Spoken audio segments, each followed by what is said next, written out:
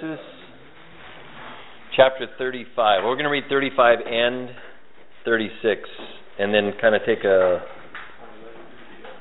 partially a global view and then a little bit more particular view here. Chapter 35, beginning in verse 1.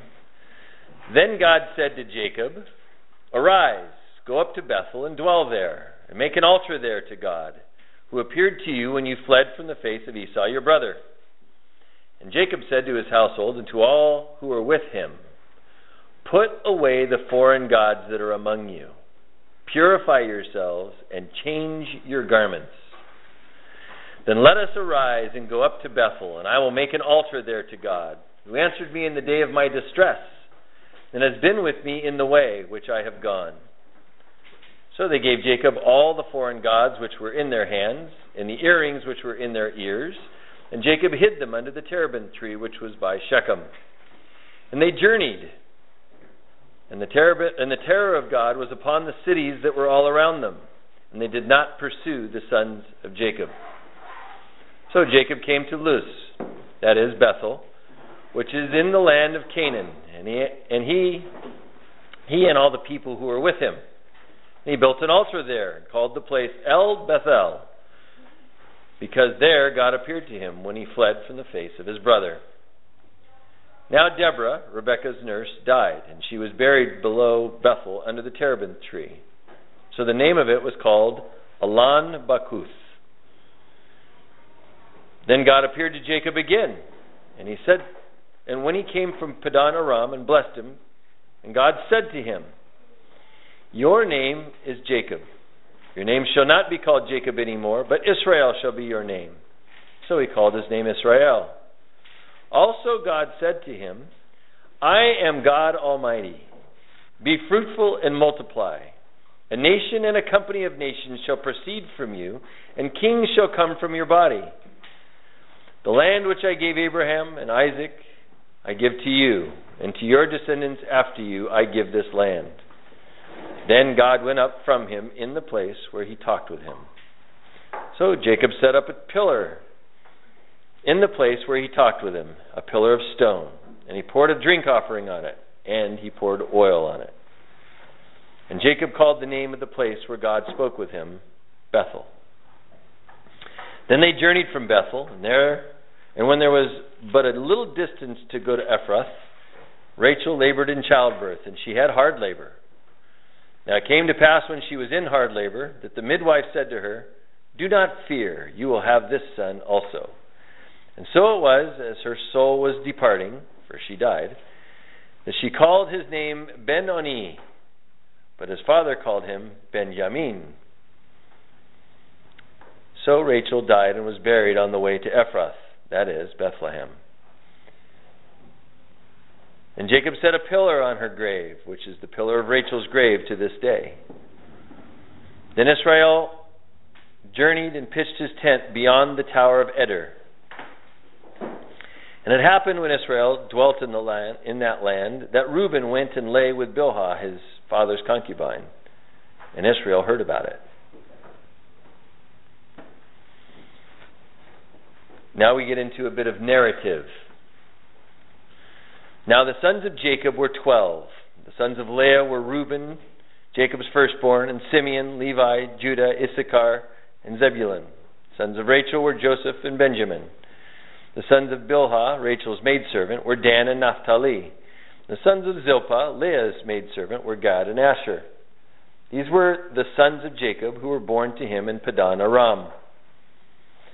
Then Jacob came to his father, Isaac, at Mamre, or Kirjath Arba, that is, Hebron, where Abraham and Isaac had dwelt. Now the days of Isaac were 180 years. So Isaac breathed his last and died, and was gathered to his people, being old and full of days. And his sons Esau and Jacob buried him. Now this is the genealogy of Esau, who is Edom. Esau took his wives from the daughters of Canaan: Adah, the daughter of Elon the Hittite; Aholibama, the daughter of Anah, the daughter of Zibeon the Hivite; and Basemath, Ishmael's daughter, sister of Nebajoth. Now Adah bore Eliphaz to Esau, and Basemath bore Reuel. And Aholibama bore Yeush, Jalam, and Korah. These were the sons of Esau who were born to him in the land of Canaan. Then Esau took his wives, his sons, his daughters, and all the persons of his household, his cattle and his animals, and all the goods which he had gained in the land of Canaan, and went to a country away from the presence of his brother Jacob. For their possessions were too great for them to dwell together, and the land where they were strangers could not support them because of their livestock.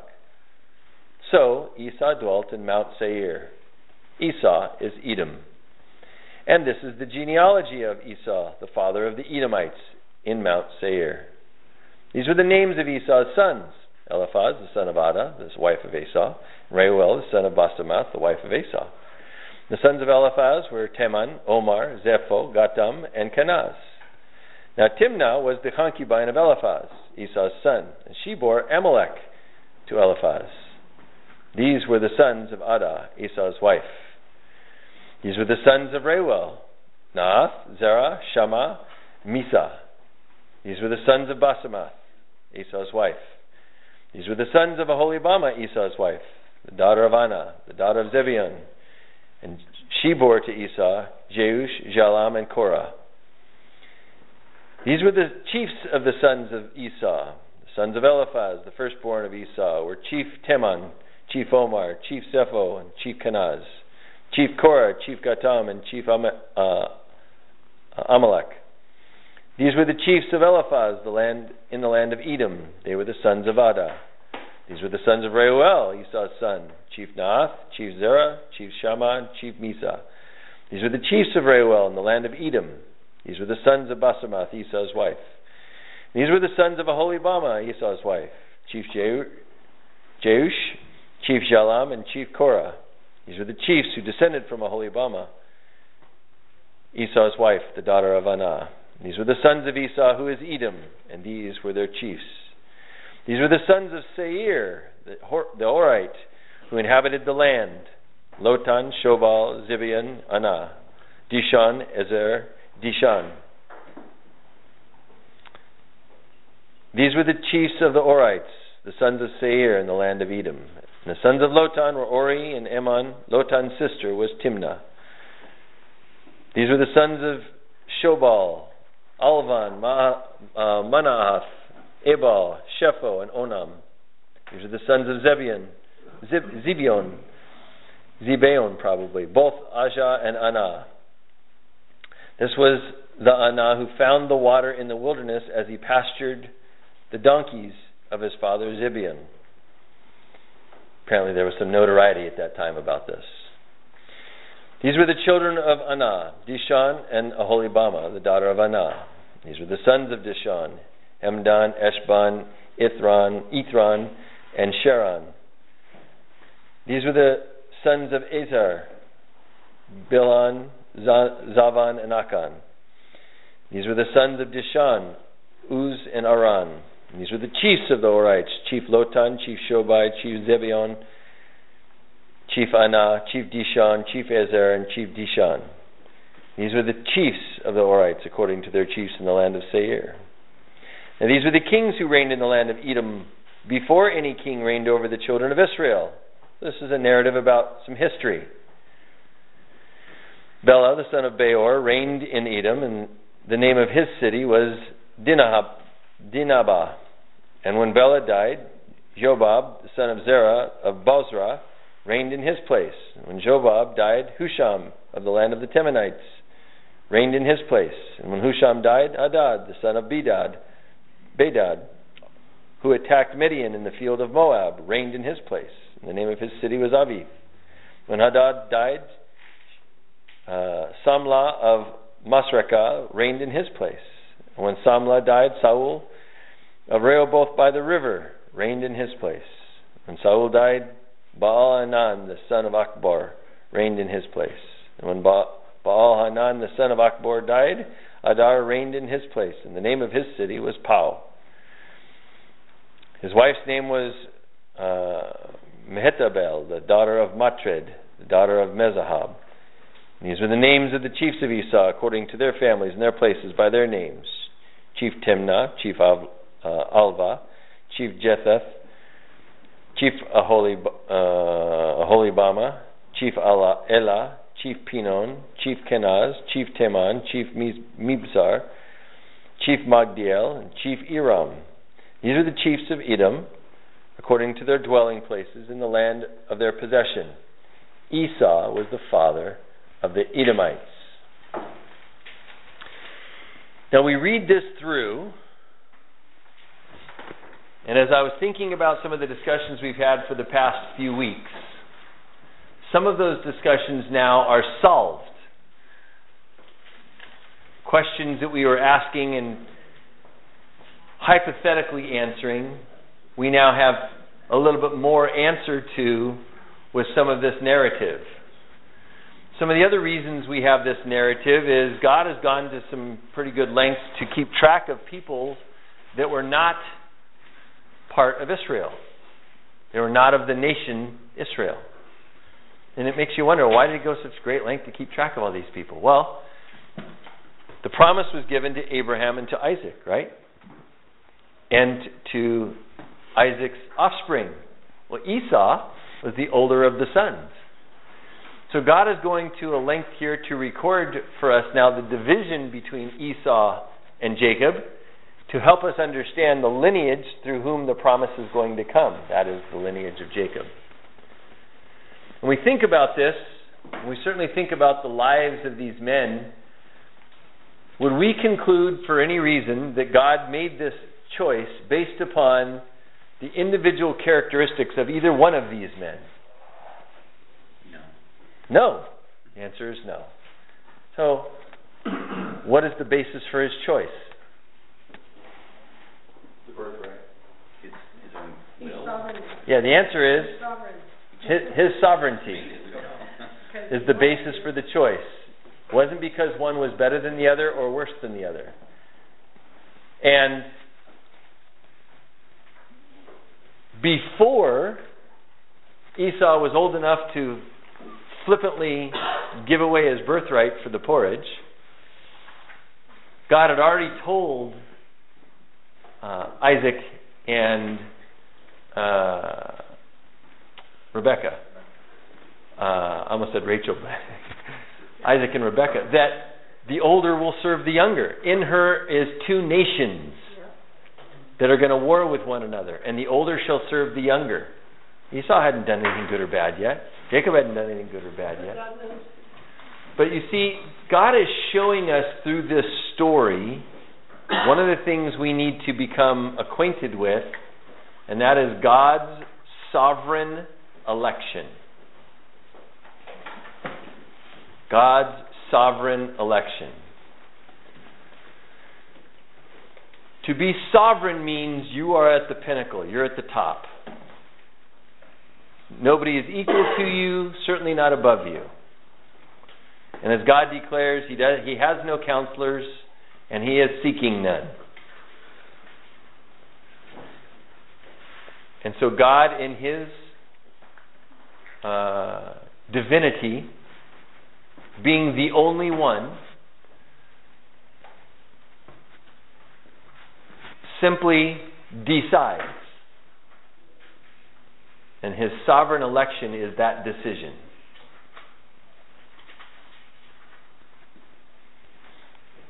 There's many examples of this throughout the Scriptures. Many, overwhelmingly, because there's no way to discuss them in one day, even if we spent the rest of the day just discussing that subject.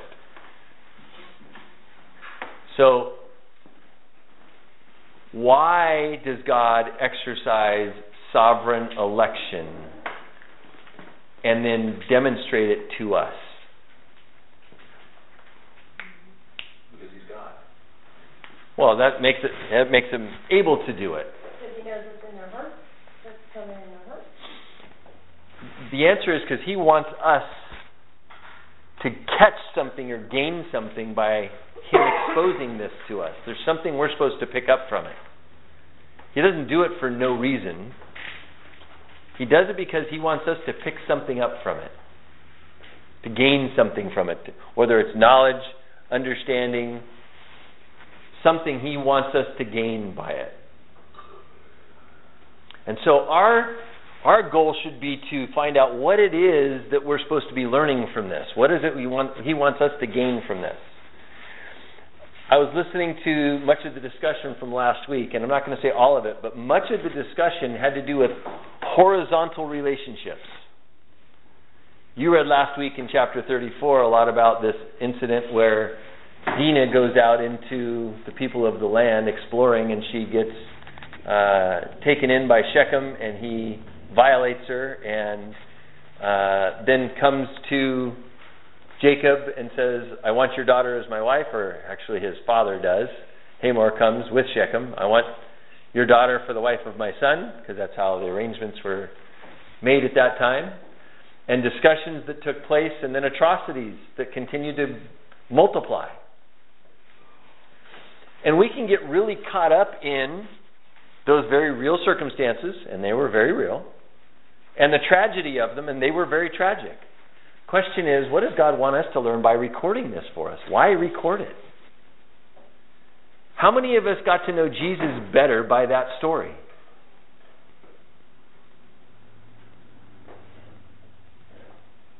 And so, when we look at these stories, part of it should be, what is it that God wants me to... And sometimes I finish reading a story, and my answer is, God, I don't know what it is that you're trying to tell me here to know you better. I need more from you to be able to know. Sometimes God's answer is, He gives me the answer. Sometimes He says, remember that story I told you about, the one who comes late at night to his friend's house and says, I need bread for my visitors? And the person says, go away, I'm in bed. And he says, but because of his persistence, the man finally got out of bed and came and gave bread to the other man, and he was able to go serve it to his guests. Sometimes I recognize I have to be persistent to find the answer, because I don't get the answer right away. And some of these stories are very difficult, especially on a superficial level, to get the answers to these questions.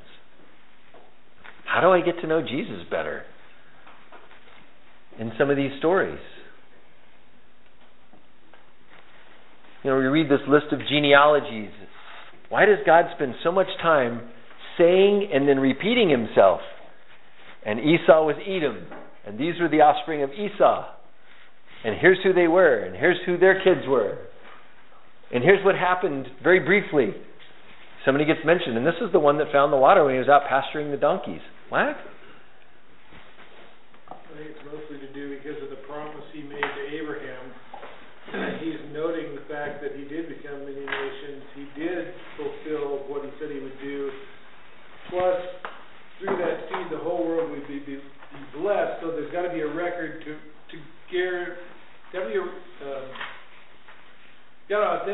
authenticate the record, so when the blessing shows up, you can prove it. God proved what He said. So let's stay on that track for a minute, and that's going to be point one. Point one is God giving us this information to indicate to us that He has fulfilled and is fulfilling the promise He gave to Abraham. Okay?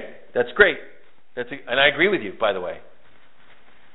I think that is absolutely one of the things. And by the way, don't get me wrong, I have no finite, complete list of every point and purpose of this. If I did, I'd be God. So let's not make that mistake. I'm happy to have this discussion, and I think it's important that we have the discussion. But it needs to have a purpose. God shows us that He fulfilled what He promised to Abraham and is still fulfilling what He promised to Abraham. Why is that important to us? So we can trust Him. You follow? All of this, it may sound like a tedious thing to go through and recognize that, wow, look at this group of people now that have come from Abraham, Isaac, and Isaac's offspring, Jacob and Esau, and you've got these groups of people coming, and lands and chiefs and kings, and including all the problems that came along with it. But what it does show is God, in fact, made a covenant with Abraham, and he's fulfilling it. The other thing as well, if you just know a little bit about the history of these people and this challenge of Jacob's descendants ultimately ruling continues to be a battle, because by the time Jacob's descendant, Jesus, enters the scene, who is the one that is proclaiming to be a king over the nation of Israel, is Herod. He's an Edomite.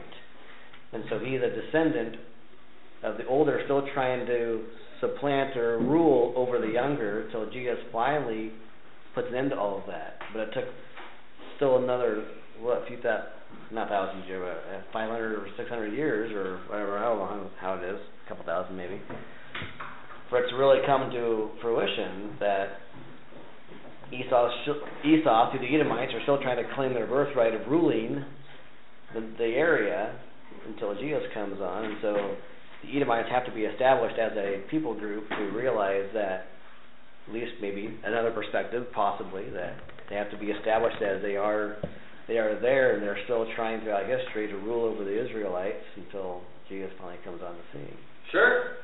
And for us to recognize the truth of who is going to be the Messiah, has to have this lineage retained, because that's part of the proof text of the fulfillment of God's promise to Abraham, to Isaac, and now given to Jacob. In order for them to understand who the Messiah would be, part of it would be to be able to trace this lineage. And so God has to take the time to segregate or separate the lineage. We don't get this, but when he just talks about so-and-so who found a hot springs out in the desert somewhere, to us it's like, so what?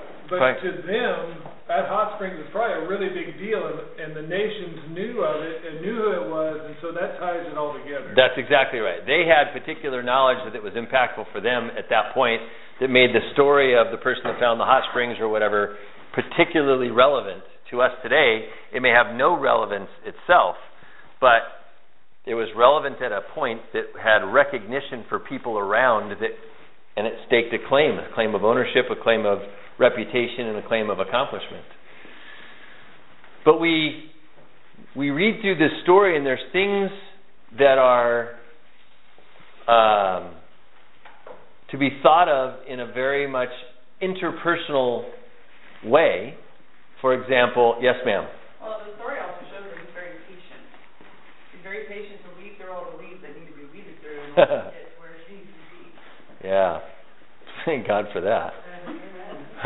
God being patient. Yeah, another part of this is God showing us his incredible patience with and through so much what we would call evil or nonsense and the brokenness of man. One of the things I see him showing us in these stories, and we can sit back and think, oh, what a wrong thing that was and what a wrong thing that was. But what is he showing us but the real condition of mankind? Man's broken.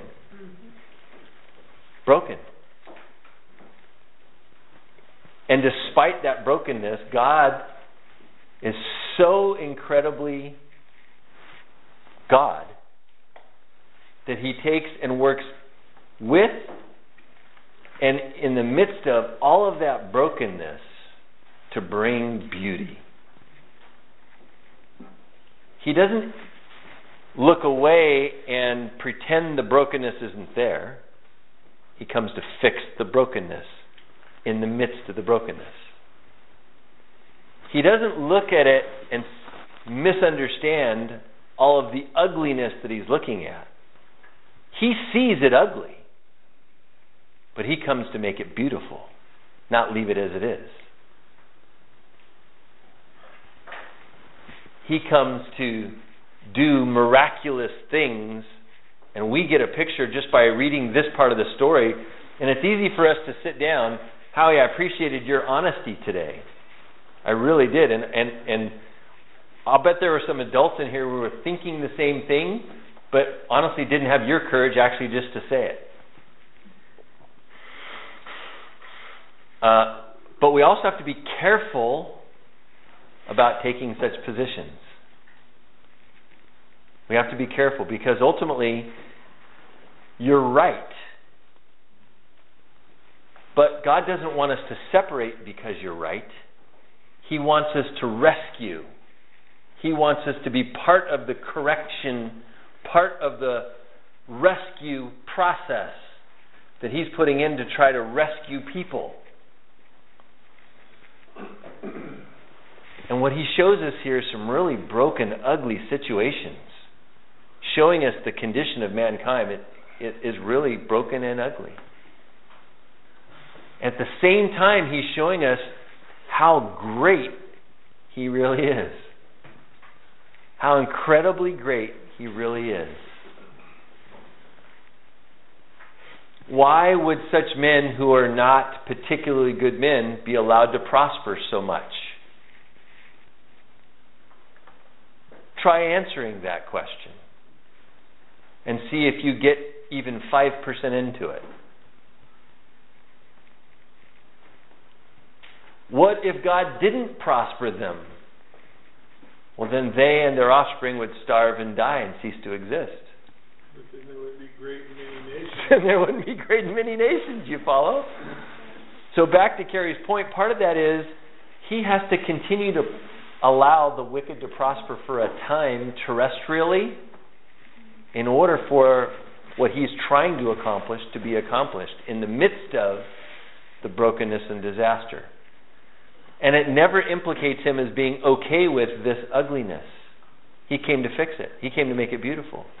It never implicates Him as being okay with the brokenness. He came to repair it. It never implicates Him as being okay with evil.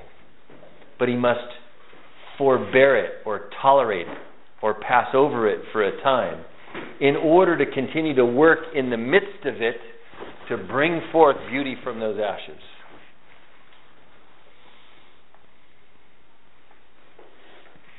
Otherwise, He wipes it out and starts over.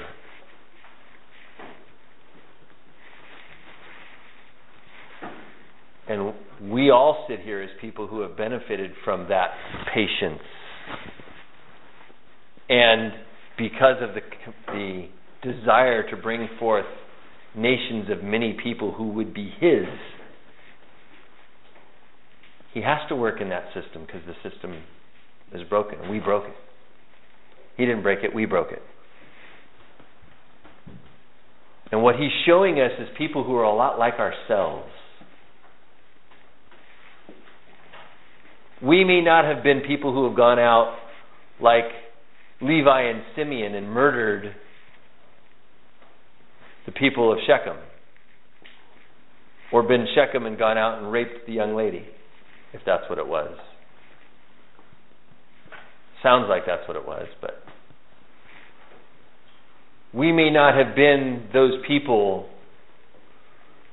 who took advantage of a man who came and was serving him and he played a trick on him, as in Laban, for example. Or the deception that Jacob did.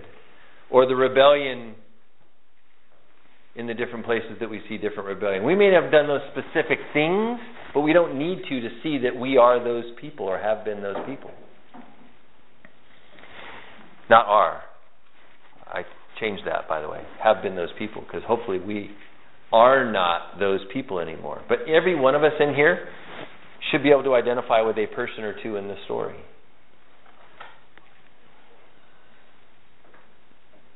Jacob here in this story, when he flees now from Esau, his brother, what was his condition we just learned? We just read. What was his condition when he fled from his brother? When Jacob fled from Esau. When Jacob fled from Esau, what was his condition, his mental state, his state of mind and heart, his internal paradigm? What was his condition? Fear and distress. When did we get to learn that? Right here, way after, toward the end of the story. You see, for us to really grasp the whole story, We had to get the rest of the story to grasp some of these things. When he was there, and we read just a bit earlier, we didn't know how much stuff he left with in the beginning, but when we read the story further on, he says he crossed the river with just his staff, and now he's returned a great company. We got that picture, though, after much had gone on in the story, right? God filled in another piece. So now we understand a little bit better. In what condition was Jacob when he fled? How many people went with him? Nobody. How much money did he take with him? Sounds like he left with very little. And was heading to a people that he did not know. And he was in great distress. How many of us can identify with that at some point in our life?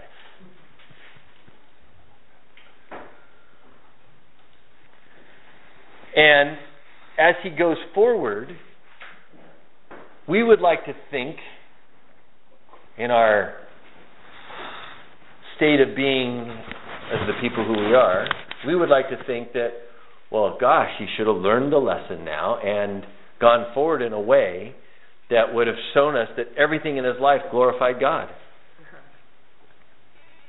Did it? No. Not a chance. And so then we have to ask God, why did you show me that? I mean, here's a man you picked as the lineage through whom Jesus would come. And he wasn't a man of, so far as I'm reading, a man of great character that I would say, I want to be like this guy. Certainly, I want to experience what he experienced. Raise your hand if you want to go through what Jacob went through. Okay? So then you go, okay, God, why are you telling me this? What is it I'm supposed to learn from this? Well, God's Word doesn't just show us, like most religions today, the goody stuff. No. He shows us everything so that we can see that He's faithful and just, and that you've got the opportunity to see not only the good but the bad, but God working through that to get you to a place that He wants you. And I agree with what you said, and that's something you guys talked about last week as well, I heard on the recording. And I absolutely agree with that. My answer is, if we don't take it from there, my answer is, so what? Is that a banner that we're put up on our wall? Our God talks about the bad stuff and the good stuff, and that's our banner? What's the point? Because God shows us that even though we fail and fall short, He is faithful and just to continue with what He said in the beginning, to never leave us and forsake us. His word is always true. Mm-hmm. He always makes sure that He's documented everything. I mean, He doesn't leave anything out to make Him sound better or greater. He shows Himself even in man's flaws to be true and just. Yeah. Okay.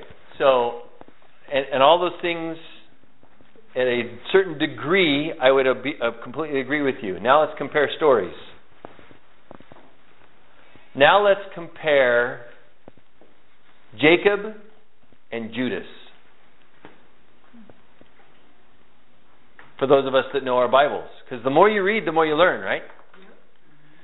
And part of that fills in places that you were missing information and knowledge, and part of it creates a whole new group of questions. Okay?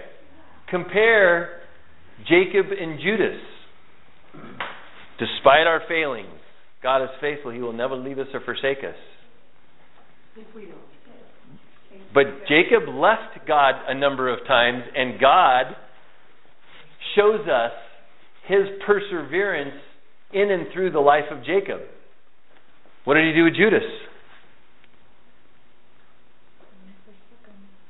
We gave him power and authority. Okay, so Judas started out really well. And then he makes a progression of, somebody would say, mistakes or errors. Walked in sin, chose sin. What did God do with Judas ultimately? Wiped him out. But was Judas one of Abraham's descendants? Did he come up as... Oh, yes.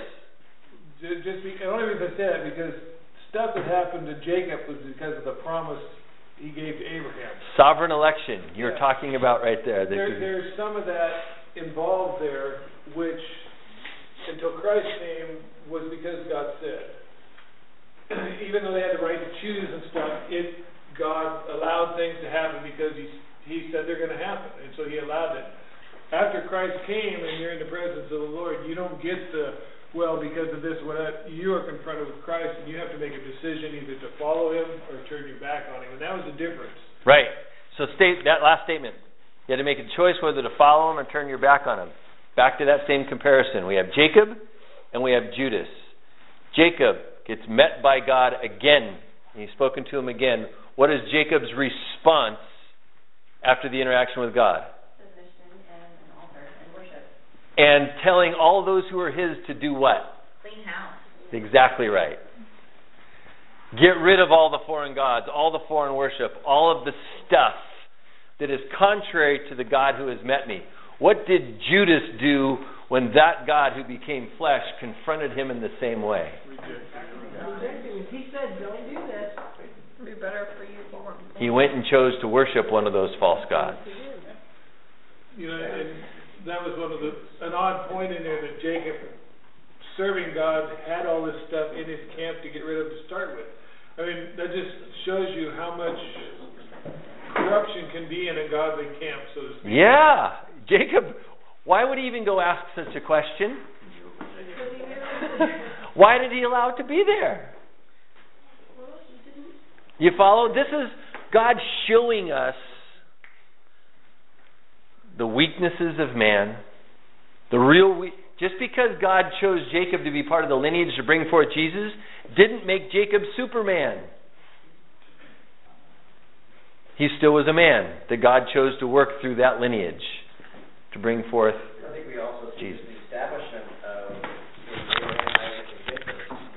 We're establishing this following the Lord concept. Yes. And so there's not a whole lot of information. The times of speaking between somebody is sometimes long. We don't get all the time. So you get these snippets of times where you experience God, but then there's not a whole lot of direction. There's not the law written. Those things aren't established yet.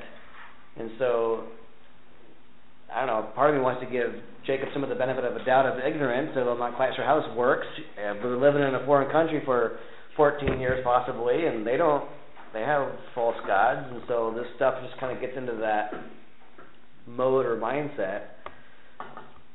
He still has a choice, and he does choose to still follow the Lord, but then Judas, you walked with the Messiah for 3.5 years, and you've seen all these great things and teachings, and you're walking with the promised one that was promised to Jacob years ago, and yet you still choose to reject. And you've had that personal, intimate relationship, even the power of the Holy Spirit to come upon you to go out and heal and teach, and yet you give all that up.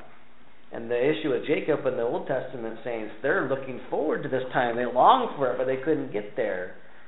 But they were still found faithful in their belief of, we believe this one's coming, and yet Judas experienced the one that came, and then chose to willfully say, well, I don't want that. I'm just giving it my lust of my own flesh. With And Jacob's still when learning. When God called him, he did it. Right. I mean, he sweat and God says, I want you to do this. He just cleaned house, we're going. And that was something he learned. It took him a while, but once he understood, he was faithful to follow God wherever he called him to go. It wasn't why there, why this. No. All right, camp, we're moving. Get this garbage out of here because God's called us to a holy place. If you've read your Bibles much, you hopefully can remember God referring to himself as the potter and we're the clay. You see that process kind of taking place here? And ultimately, however, he also says of that same potter and that same clay that if he cannot bring the clay to become the vessel that he wants it to be, what does he do with it? You follow? It either becomes what he wants or he destroys it. Now in our comparison between Jacob and Judas, do we see that application? Right. Along the way, in the process, we have to be yielding to and becoming what he wants. And he's showing us the process of some of these people. And it's, in many ways, not very pretty. Showing us the bad, ugly parts. Because If all he showed us was the good parts, how could we know that he can turn anything into a good vessel? If he doesn't show us vessels that were broken, that were dry, that were marred, and that he has turned them into great vessels of honor. How would we know he could do it? As you pointed out, Jeff, Jesus came and proved to Judas who he was. Jacob had the promise. Judas had the substance.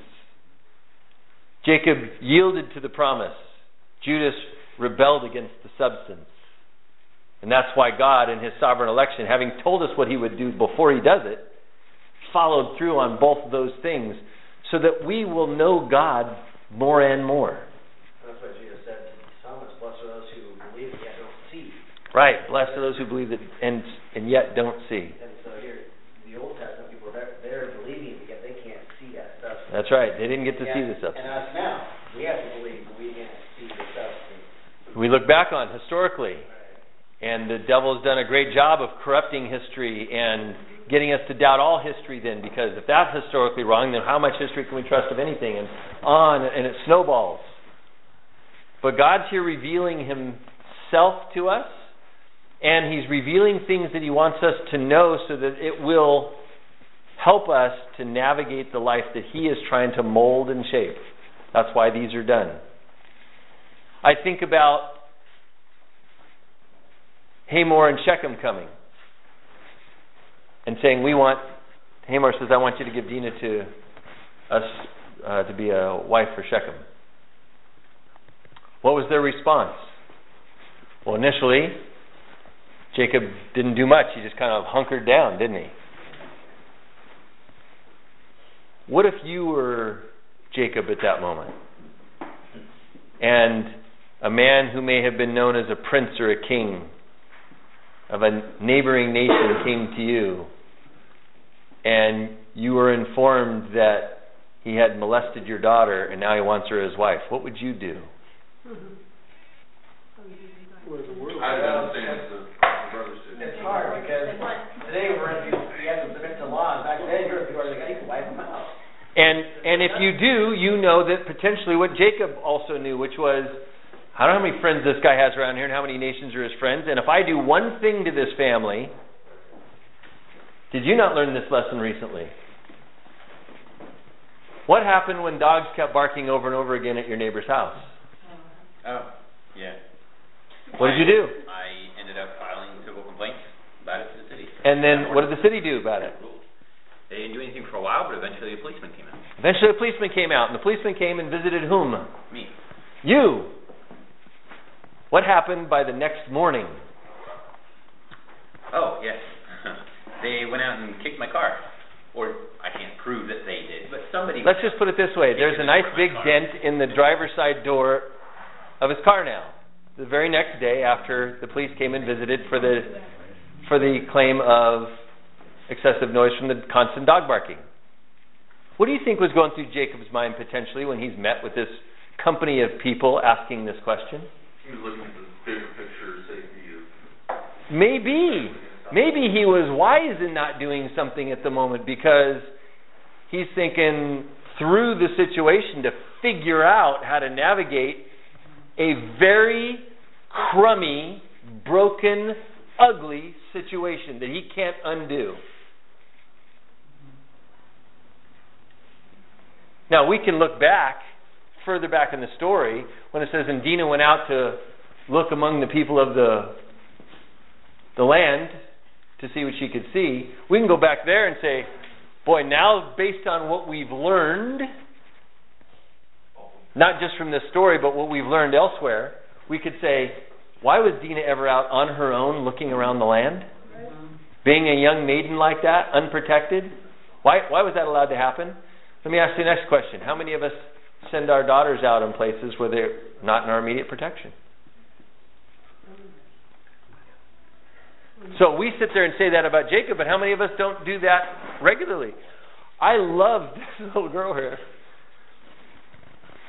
But she can't stand by my side all day, every day. That's not possible and have life take place. In life, there is risk that's going to be taken. And when risk is taken, exposure has to happen. And guess what? Sometimes that means bad things are going to happen.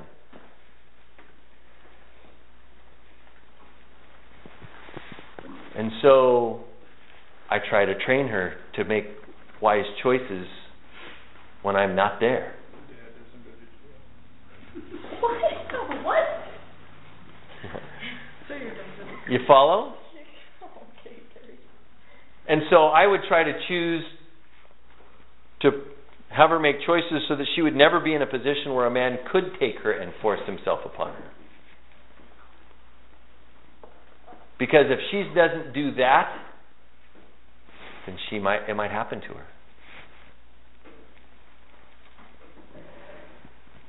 And the solution isn't putting her in my pocket for the rest of her life.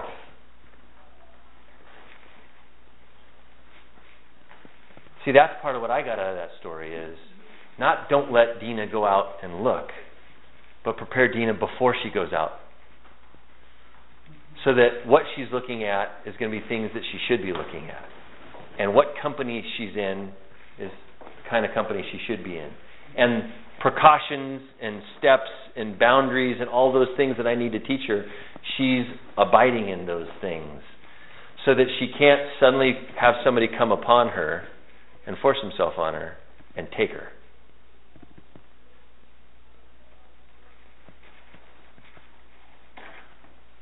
And at the end of the day, all of that preparation, I still need to pray diligently for my daughter for the protection that she needs each and every day. Because without the Holy Spirit superintending His protection on her, all of that stuff I've done won't come even close to mattering. I think about the answer of the brothers that came. And my mind starts wanting to think certain things about these answers. Levi and Simeon, well, can't have people like you with our women. You have to be circumcised. And I say that in such a way that it sounds like I'm saying it where they were really trying to be manipulative to these people. And maybe they were. And then I listened to Hamor and Shechem's response to their own people. If we do this, we can take their daughters for our men and give them our daughters for their men. And their stuff will become ours. And I look at both of them and I go, I don't see necessarily goodness from either side. I don't. But I still see greatness. Because I hear God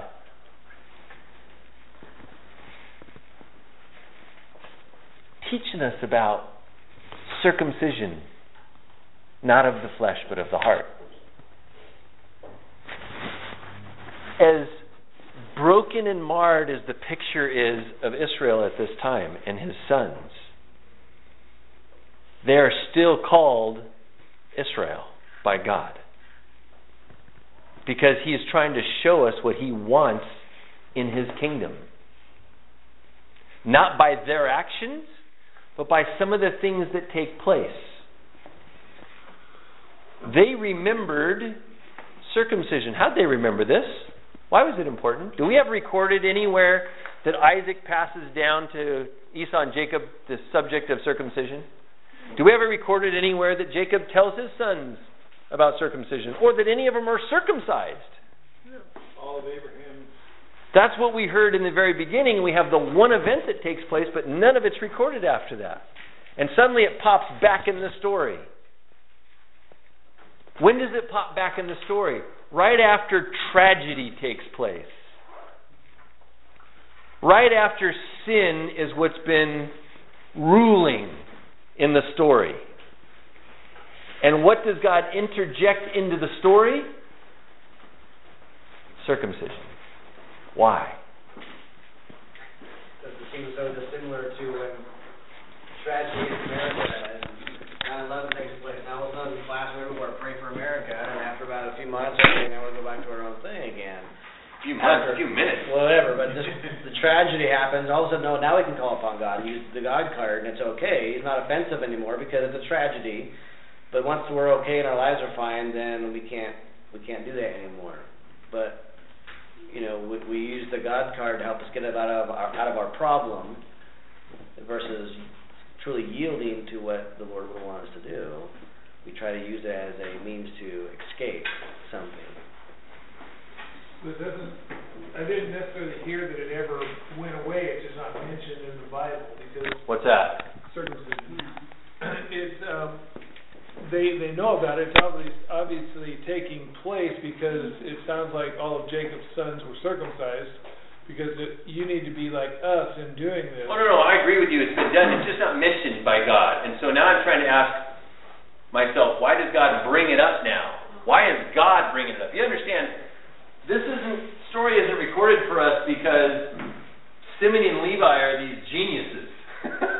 Okay? When I read the story, what I really read was a guy, and it says in the Bible that Jacob was actually more honorable than anyone else in his father's house. And here he is, he makes a really horrible choice, bad choice, one that would have lasting consequences. Yeah. And ultimately leads to the destruction of his entire kingdom. But the point was he made an error that was quite great, and then actually took steps to correct it, to make it right, to fix it.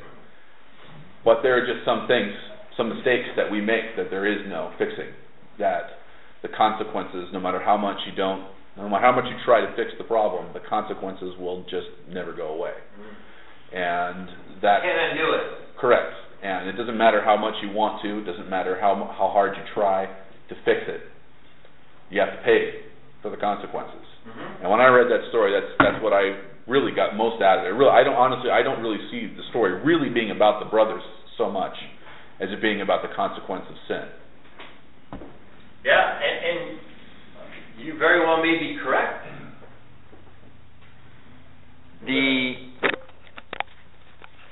We see the consequence take place because that seems to be the, if you will, one of the highlights of the story.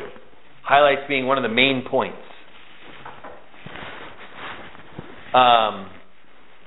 But I try to look at some of all the points as much as I can to figure out what is God trying to tell me here in this. And I looked at this situation, the consequence that Shechem, Hamor's kingdom and Shechem experienced, and all of the men. You got all these men who were part of the kingdom of Shechem. Now, what do we know about them? You just mentioned about them, Howard. What do we know about them? They were not necessarily good people. Right. Not good people. They were. Rapist was the best of them all. Was the best of them all. What's that? A rapist was the best of them all. Yeah. Yeah. And here he comes. And we have to be careful about how we paint the picture as we're reading it. It's difficult, if not impossible, to do. What do we think of Hamor? Well, he was an honorable guy. Tried to make it right. Did he? Well, he tried to cover it up. Maybe all he was really trying to do was cover it up. If it was right, you'd say, my son violated your daughter. What do you want to do about it? Yeah. That would have been how to make it right. He suffer the consequences. But no, they're going to cover it up. If we can get them married, then it's okay, and we're going to get all this stuff. Well, that's the part that's added to the story that makes it very interesting, where they say, and we get their women, they'll get with us, we'll join all together, and we'll get all their stuff. We'll get all their stuff. It definitely does. So he's trying to get her for his son who wants her back. Yeah. His son loves her, and he's trying to make his son happy, give his son what he wants. And maybe it makes his kingdom bigger in the midst of all these other small kingdoms that are around and builds him up. You follow? So God intercedes in this mess. And it's a mess. And God works in it to try to teach us some things. And one of those little lessons I got out of it was, in this particular story, the people who are God's people, in quotes, are not necessarily godly people at this time. Because guess what? They're presently in the time period or dispensation of eternity in their lives where they are, what we were talking about this morning, in the valley of the shadow of death. They're people who are under the condition of the sin of Adam and the corruption that is in the world and in the hearts and minds of people. And Satan is running around corrupting the hearts and minds of people. And he is tempting people to do sinful things. And he is looking to steal, kill, and destroy. And all that spiritual warfare is going on. And God says, I want you to be mine. And I want you to be circumcised to be mine. You're going to follow me. You're going to follow me. That's right. Yeah. And it's not circumcision of the flesh. We get that picture as we continue on. He's talking about circumcision of the heart. What had taken place was a grievous sin. God wanted to heal and cure that sin. What is the story of Jesus? But we all are guilty of sin. And how is that rescue taken place? But by being circumcised of our heart and confessing and repenting of what we've done, being grieved over the sin in our life, and to choose to walk in it no more, but to learn from and walk in the light that He gives to us. Therefore, to be His, have to be circumcised. In order for His people to become my people and my people to become His people, got to be circumcised. I've got to cut away that which is of my flesh. Put it off, put it to death, all the different ways He describes it. And now it starts making sense to me why it's there. I'm reminded.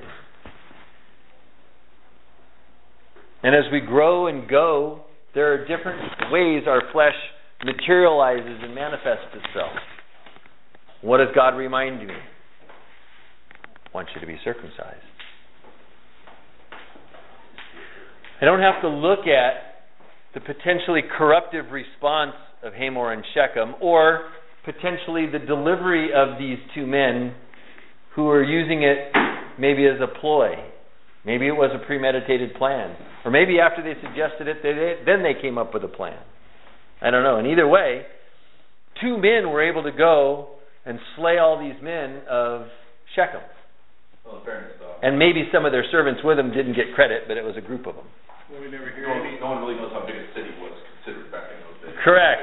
That city could have been like, this building, Yeah, it could have. Yeah, there's a lot of unknowns. But there's no, So instead of, there's no mention of following God. If you do this, you become part of God's people. No, but God, though, even though people don't make that statement, do you see how God can make the statement despite what the people are doing? See, if I want to hear from God instead of from Shechem or from Simeon and Levi, what are you telling me, God, in this story, despite what the people are doing? What are you telling me? What do you want me to know? And there are pieces of it that stand out to me. To me, it's kind of another way of God saying, pick up your cross and follow me. Sure. Yeah, pick up your cross and follow me. You get involved in something and in a certain way in life, and He essentially calls you and that part of your life back to Himself. And don't make any mistake. When we come to Him in the beginning and we surrender our lives to Him and it's genuine, He takes us and puts us in Christ. But as He's going to go along the path now in our life, He's going to show us things that He wants circumcised out of our life. There's more story that's going to come ahead of us here, where God's going to show us these things. And He tells us He can't show us everything at once as He's trying to reform and reshape us into a vessel of honor. He can't show us all the filthiness that's in our life all at once because He says we can't handle it. It would be overwhelming for Him to do it all at once. He shows us this not only in the lives of these people we're reading about, but we get that very indirectly in this case. He shows it to us in the lives of the Israelites that come out of Egypt when he takes them into the land and he says he's not wiping them all out at once because you couldn't handle it. He shows it to us as he's talking about the progression of maturation and transformation of the individual in the story that he gives to us. It's hard. And it's hard when we're confronted with things that we have become attached to and associated with to cut them off. We end up in these challenging moments. What God's trying to do, let's go back to the beginning of what we said. God's sovereign election. Why does he show us this? And the answer was, so we'll trust him. To be willing to cut off whatever he wants us to cut off. To put away whatever the foreign God is that's in our life. Eradicate it. Get rid of it. And trust him. And walk through a land. What did they walk through after they got rid of all the foreign gods? Now, for them, this was a representation to them of things they would call upon for help and protection and safety and all those things. He says, put all that away. They're not real. They're no good. And they are part of the problem.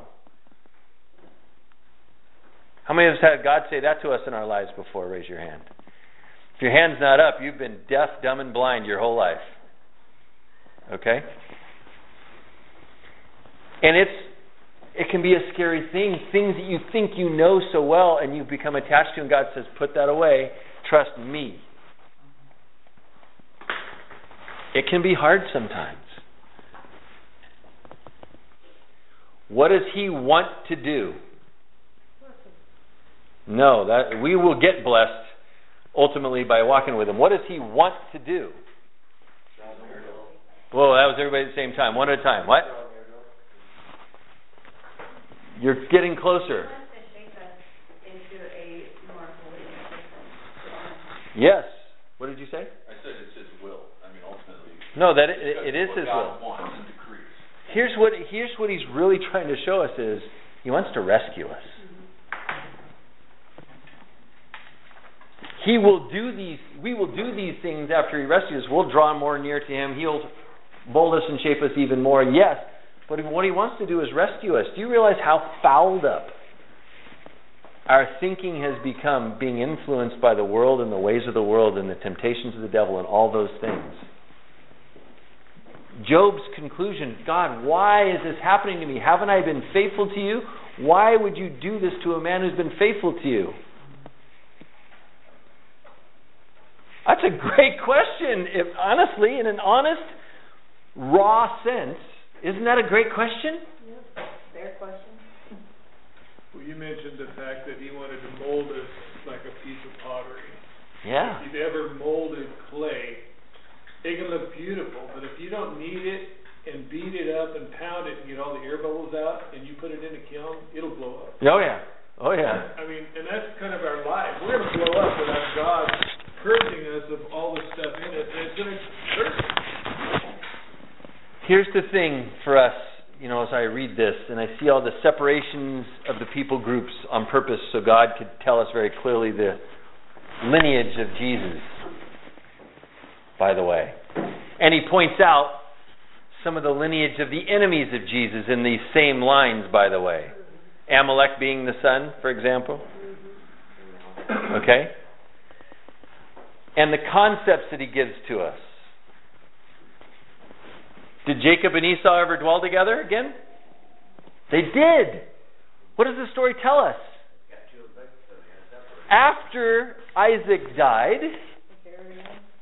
they had to separate because they had developed so much prosperity they couldn't continue to dwell in the same place together. And then Esau went over to Seir and was Edom. Well, but he had already come from there as well to see Jacob before. So what we don't get is what the progression of that development was fully. We don't get that. But what we do know is, back on the other side of the river, back in the land of Canaan, Jacob and Esau are dwelling with their father until he dies and they separate. We get that. And so to some sense and some degree, Jacob does come to Esau. We read until I come to you. From when Esau went up and met Jacob, and he says, come back with me. And they said, they went down to Seir and found him. And he comes up with his 400 men to meet Jacob. And he says, let me lead you back. No, we can't go so fast, right? You go down and I'll catch up with you. I've read that a bunch of times. I thought, Jacob never went to Seir, never went to Edom. What if the parts of the conversation that were left out was, he's going to be leaving Seir at some point, and he'll be back over with Dad, meet us there. And so I give him the benefit of the doubt. What do I want to learn, though? God does have sovereign election. And His ultimate goal is not to give me more blessings in this life that are about this life. His goal is not to give me even more health in this life. Look at Job. He got sick badly. His goal is my eternity with Him. And despite what I'm going to experience, whether in prosperity or disparity, whether in health or in sickness, whether in rest or distress, as we've read here, God wants me to know His sovereign election means His way, His plan, His design is not just good, it's perfect. Perfect for what? Exactly right. Perfect for saving me to be His for eternity, not just for a few minutes. Jeff, you pointed that out earlier. When you have a great tragedy, everybody wants to suddenly pray to a God that they have said doesn't exist or walk in life totally rebellious against. And now suddenly we're calling upon Him to rescue us. And not rescue us in what He wants to do to save us for Him for eternity. We just want Him to take the immediate pain away. We want Him to go beat up those bad people. He wants us to look to Him as God and want to be with Him for eternity more than anything else. And look what He endures. In this story here, He endures a lot of things to try to bring that out. In my life, He's endured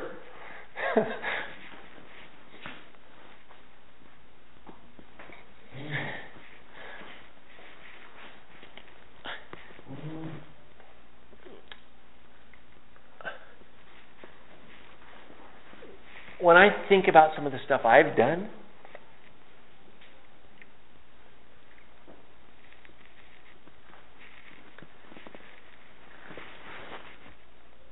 I see myself in the story.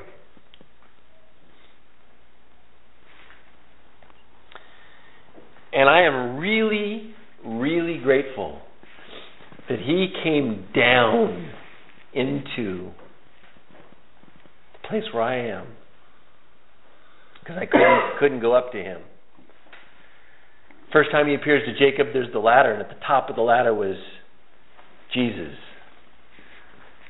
And angels are going up and down. Jacob didn't get to go up the ladder, he got to look up the ladder. And Jesus didn't come down the ladder. And this next time, we read that God came down to Jacob. Had He not come down, we'd all be lost. We'd be hopeless. And He came down.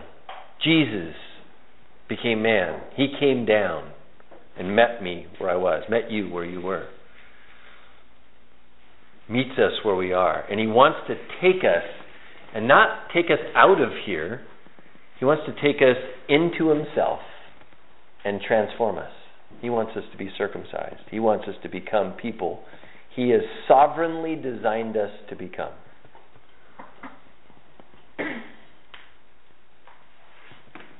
And then there's going to be this struggle along the way. It's not okay to continue to choose sin. It's not okay to look away from God. It's not okay to resist Him. And despite all that is very true, we have a God who looks at that and knows we're going to do it anyway from time to time, and is still patient with us. Up until a point. And we don't know when that point is. I am really grateful for these stories. I get to see God working in a mess and bringing out beauty. I know I was a mess, and I can become beautiful. I can become that light He wants me to be. And if I cling to Him, I stick to Him, I trust Him, I hear Him, I follow Him. I don't bury my nose in the pea at the moment right down there. I keep my head up and I keep following Him. Still have to deal with the pea, but I don't let that occupy all of my life. I continue to look to Him, listen to Him. I know He can make a vessel of honor. I know He can make beauty from ashes. I know He can restore that which was lost. And I'm so grateful we have a God with that description. I'm very grateful that He gives me the picture so that He helps me understand that I have a role to play and a responsibility that I must embrace practically, not just mystically, not just for conversation, practically, actual steps to take. And I have within my being, my core, my heart, my mind, my soul, a purpose, a direction, a projection for me to know this is God, He is right, and the best thing for me in life is to put away all foreign gods in my life, in my camp, in my home, with my people. Put off all foreign occupation of the place that God wants to occupy. And trust Him. Follow Him. Subject myself then to doing what? Walking through a land of people who, without the intercession of God, would potentially come over and just conquer me right away. But God's going to work in and through the situation, and as long as He has purpose for me here, I'm going to execute that purpose with all diligence, the way that would be pleasing to Him. And go to where He wants to take me. He's told me where He wants me to go. We have a place that He's told us He wants us to go. And while we're going, we're going to be going through the land of people who are going to be hostile toward us.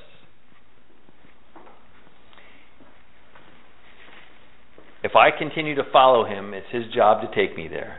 However shortly or extended the trip's going to be.